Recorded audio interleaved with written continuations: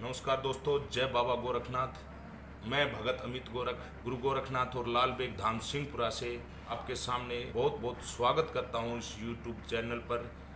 ये नया चैनल बनाया है आपके सामने, इसको सब्सक्राइब करना, लाइक करना और अपनी समस्या कमेंट बॉक्स में ज़रूर बताना, शायद आपका हल निकल जाए। और दरबार में आपका स्वागत है, किसी टाइम भी आ सकते हैं, किसी टाइम फ़ोन कर सकते हैं। आपकी समस्या का हल जो निकालने की कोशिश करेंगे, तो आप इस भगत अमित गोरख जी को सेवा। नमस्कार दोस्तों, आज फिर एक मुद्दा लेके आए यहाँ पर, भक्ति के ऊपर, नेगेटिविटी के ऊपर, घर में समस्या के लेकर, बीमारी के लेकर, पितरों को बंधन के ऊपर लेकर, देवी देवता का नाम काम ना करना, इसके ऊपर सबसे बड़ा मुद्दा है आज का किया कराया।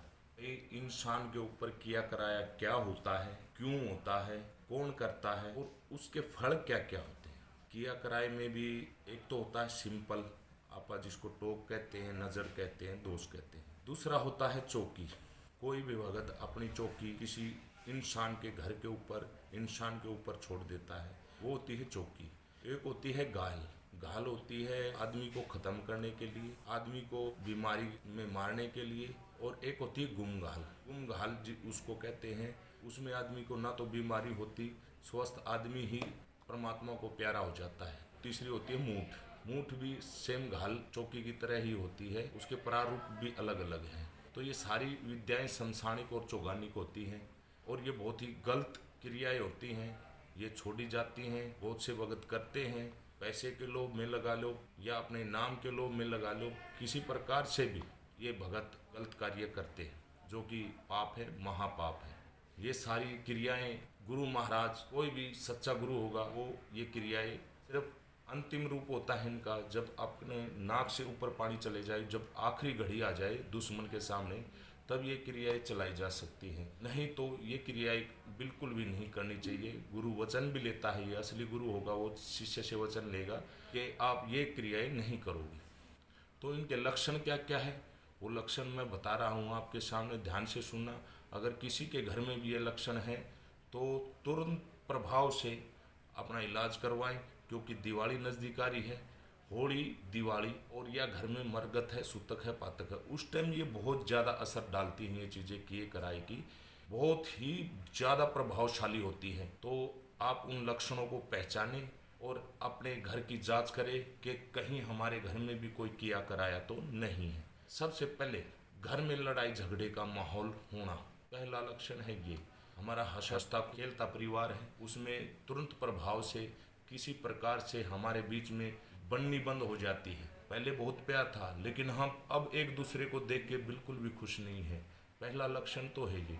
दूसरा लक्षण है बिना बात की बीमारी आना। बिना बात की हमारे घर में बीमारी आ रही है, एक डॉक्टर के जार है, दूसरा तैयार है, ये भी लक्षण है। तीसरा है आवाज़ें आना, सबसे बड़ा प्रभाव है ये।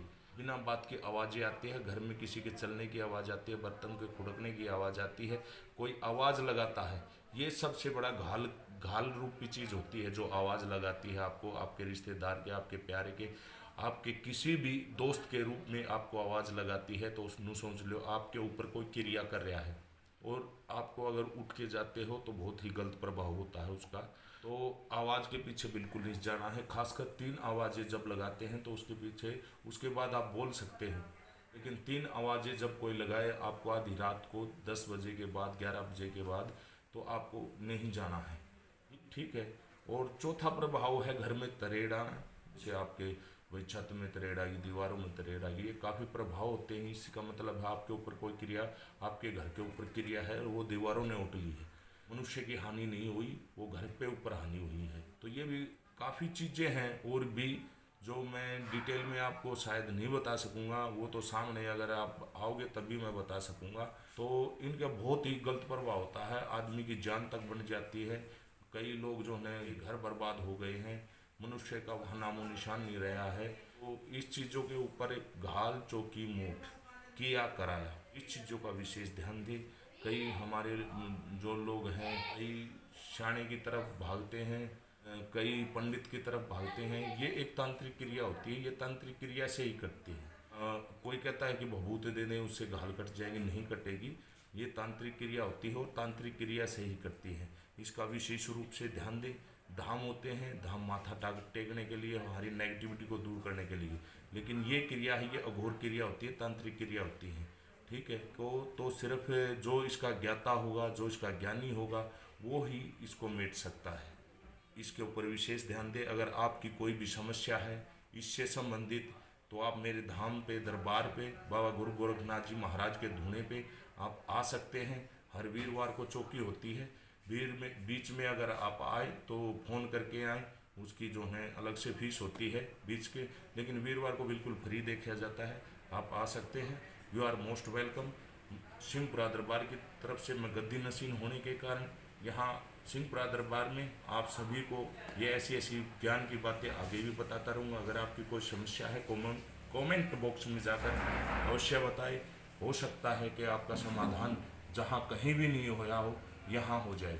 तो इसी चर्चा को यहीं पर समाप्त करते हुए मैं आपसे बाबा गुरु गोरखनाथ जी महाराज के जयकारे लगाते हुए, बाबा गुरु गोरखनाथ जी महाराज की जय हो, सिंहपुरा दरबार की जय हो, लाल बेग सरकार की जय हो, माँ दुर्गा काली की जय हो, सनातन धर्म की जय हो, गुरु महाराज की जय हो। तो सभी भक्तों को जय।